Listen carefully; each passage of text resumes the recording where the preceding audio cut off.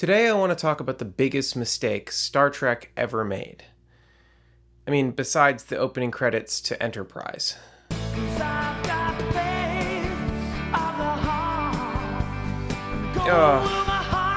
God.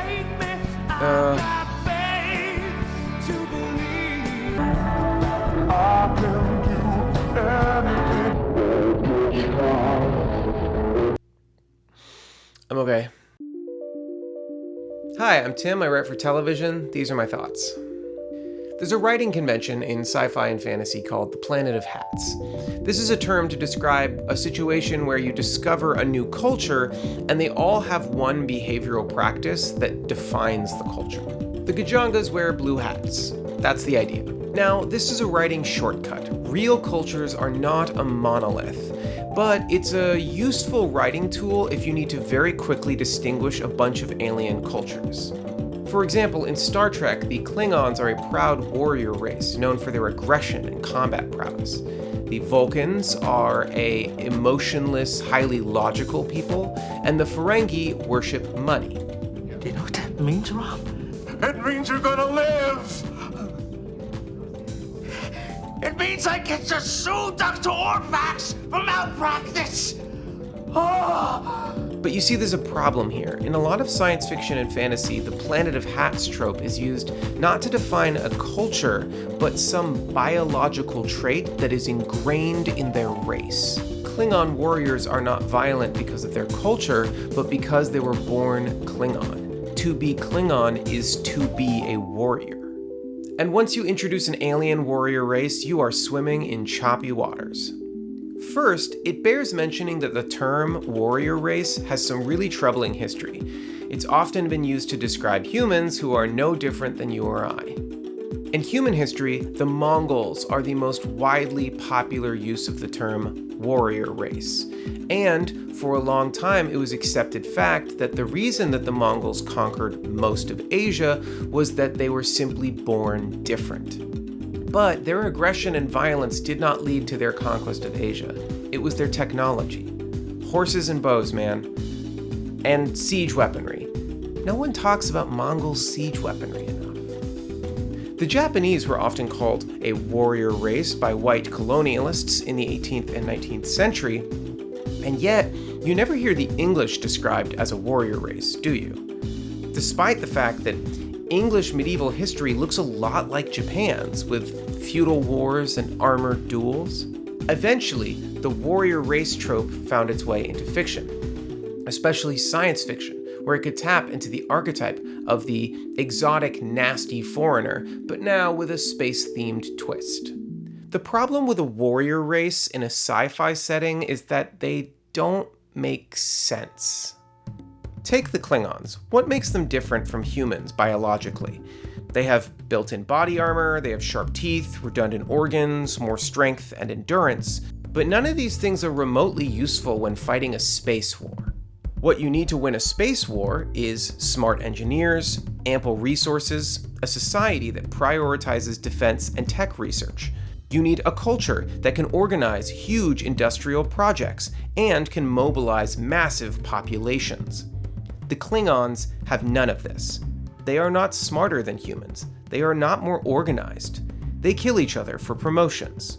They look down on scientists and prioritize strength and honor, two things that are fundamentally useless when trying to win a space war. It makes no sense that these aliens would pose a real galactic threat. Now, I should mention that this wasn't always the case.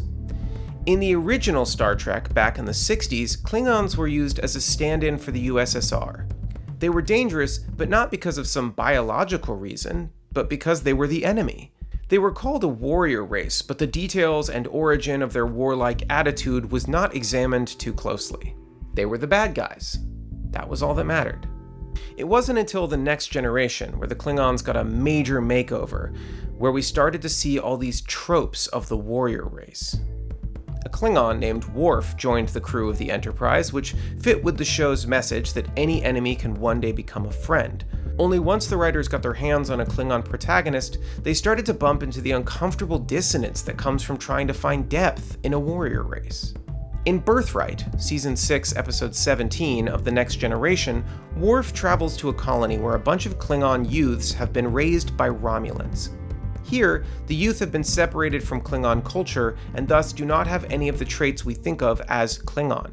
Worf has to teach them to be real Klingons, and that is portrayed as some cultural victory.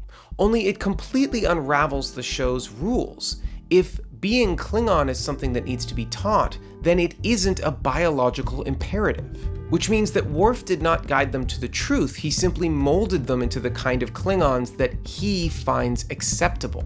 The fact is that Star Trek is constantly throwing out these racial imperatives if they don't fit the story they're trying to tell. Vulcans aren't actually emotionless, they go through vigorous training and rituals all designed to purge them of emotional reactions. Which means that every trait we think of as Vulcan is a cultural trait, not a biological one. In most cases, this is fine. Who cares if Spock was born like that or learned it? It's still his culture and it should be respected. Except, what if his culture is getting drunk and assaulting people? Why should we accept the Klingon culture of brutality and aggression and violence? They long for violent death in service of an autocratic regime. That doesn't sound like alien behavior patterns. That sounds like they're trapped in a fascist death cult. And this isn't just a problem in Star Trek. It comes up all across the science fiction spectrum. Some stories will try to bring real depth and nuance to the warrior race trope, like, for example, Farscape, but these shows won't address the core problem that warrior races don't make any sense. Okay, so why does this matter? Because if the Klingons and the Vulcans are no different than you or I, then look at the language they use to talk about them. I mean, imagine if someone said to you, "Oh, he beat you up? It's because he's an Arab. It's in his nature." We have a word for that. It's called racism, right? And yet that's the kind of language that is extremely commonplace in Star Trek, and no one bats an eye. I've talked in the past about how sci-fi uses robots or aliens as stand-ins for current-day minorities. And while I think this kind of story can be effective, it comes at a real price. By making alien species with real biological differences a stand-in for modern-day ethnicities, you run the risk of validating an old and persuasive lie that there is any real biological difference between ethnicities. Ethnicities based on skin color have always been genetically indistinguishable. But this isn't true about aliens. Aliens should have real biological differences that should change how we treat them. Which is why I find it disappointing that after 60 years, Star Trek still has a hard time distinguishing between cultural and biological behaviors. In summary, I love Star Trek, I love Worf, but I think that the proud warrior race trope is a remnant of 19th century colonialist viewpoints, and it really serves no purpose in science fiction. All it does is muddle your message and your world building. It is an old, tired trope, and I think it's time to let it die. Wait. What was that? Oh, I forgot about Krogans. Krogans rule. In the video game series Mass Effect, we meet the nasty frog turtles of the galaxy, the Krogan. They are one of the few alien warrior races done right, in my opinion.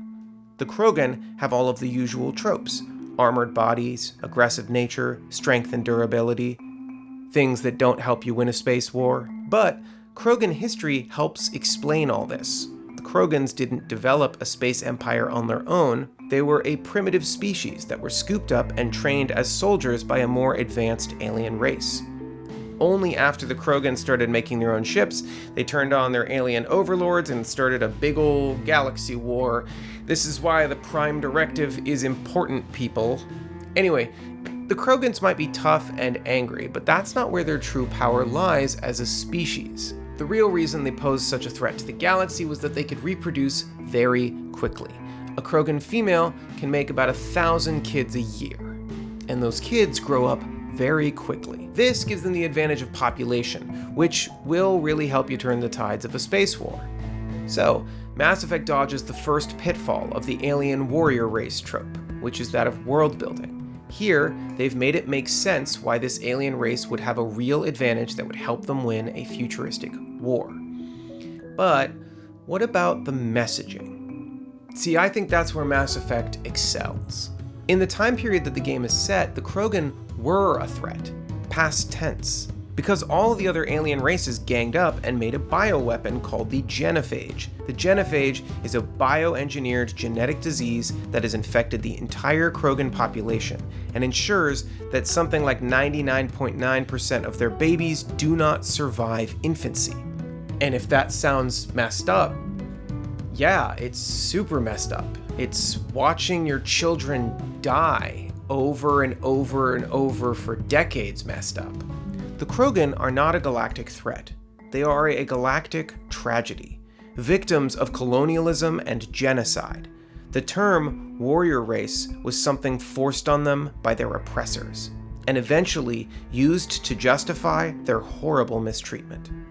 A lot of sci-fi want to use the warrior race trope and apply more depth and nuance, but they've got nothing on Mass Effect. Mass Effect takes the warrior race trope and situates it in its original racist colonialist context. These proud warriors are only called that because of what was done to them. And every time we as the audience learn about another cool Krogan ritual or cultural practice, we do so with the understanding that their whole culture is warped by colonialism. And on top of that, the Krogan are really cool and badass in that way that only sci-fi alien bruisers get to be. I'm of the opinion that there's a way to effectively use any narrative tool. You just have to think it through and consider your messaging. Mass Effect has some of the best, most well-thought-out world building in modern history, and I think it's a real feather in their cap that they managed to take this tired racist trope and breathe new life into it. So, how were those noodles? A little spicy. You're my hero, So look, if you think there are other non-problematic warrior races in sci-fi, just let me know in the comments. And please subscribe if you want to see more stories about science fiction and storytelling. I'd love to do a whole video about Mass Effect. I think it's a really good series with a lot of really good writing. In the meantime, thanks for watching. I'll see you next week.